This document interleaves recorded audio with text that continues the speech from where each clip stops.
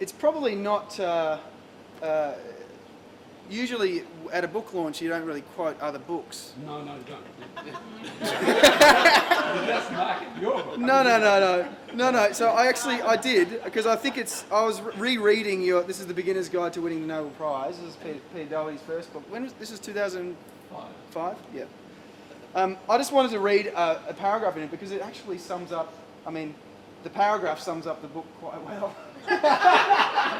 So he was thinking about these things a long time ago.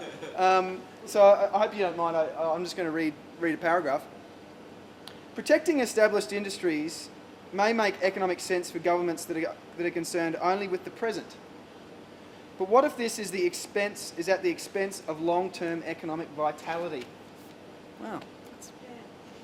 While the Detroit automakers have been persuading normal American suburbanites to drive around in modified light trucks and military vehicles, Toyota and Honda have been marketing gas-electric hybrids that are both fuel-efficient and minimally polluting.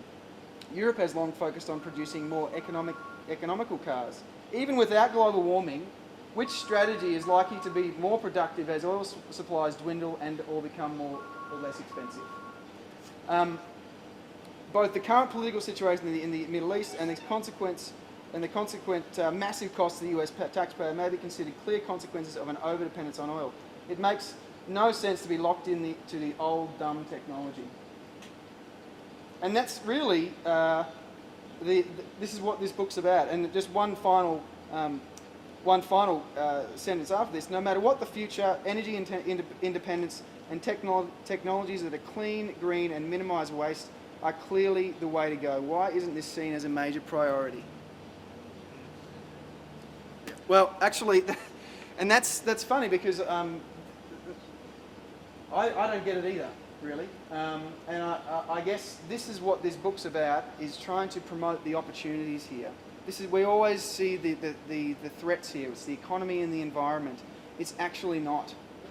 And my inspiration in writing this book comes from people like Peter and the thousands like him day in, day out, trying to work on the solutions for solving this challenge.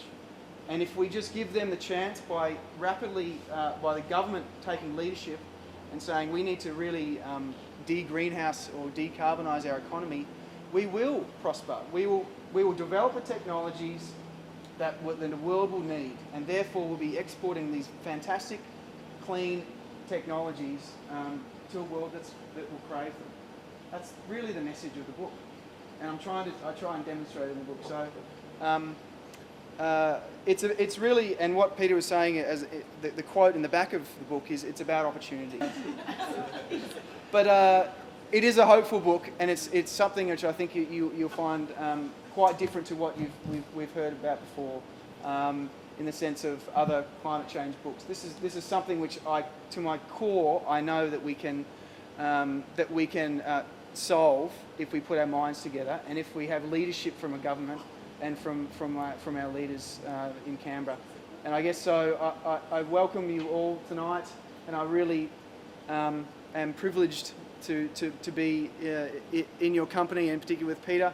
And finally, I guess I wanted to really make a massive mention to Steve O'Farrell. Kate O'Farrell, his beautiful wife. Where's Kate? She's done all the hors d'oeuvres and all these. This is all a homemade, first-time authors don't get much from publishers, so, let me just say. So yeah, thanks Kate and Steve and Sputnik in general. Everyone from Sputnik who are here, they've done the website for free. They've done all this stuff. So I just want to thank you guys so much for you just giving.